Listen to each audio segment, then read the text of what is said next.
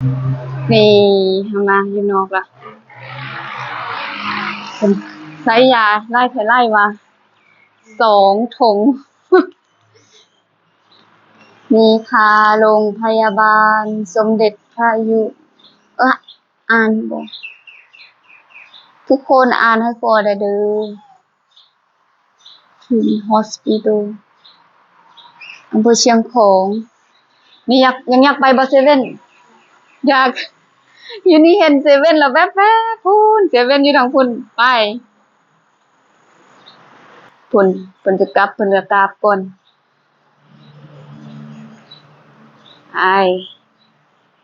มาทางที่ลงหันก็ได้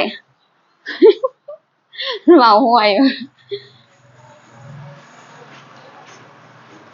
หมอถามอาการครูโอเนาะถือว่าดีขึ้นหลายรู้สึกว่าร่าเริงยิ้มง่ายมาทางนั้นฮ้อนมาทางนี้ไปทางนั้นฮ้อนมาทางนี้เว้าหยังกะเว้าผิดเว้าถูกอยู่เบิ่งรถเด้อล่ะคำแพงสิได้เห็นเซเว่นแล้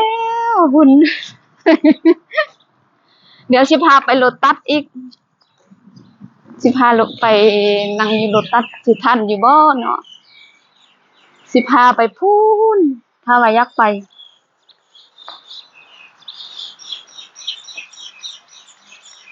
อยากไปย่างเลาะบ่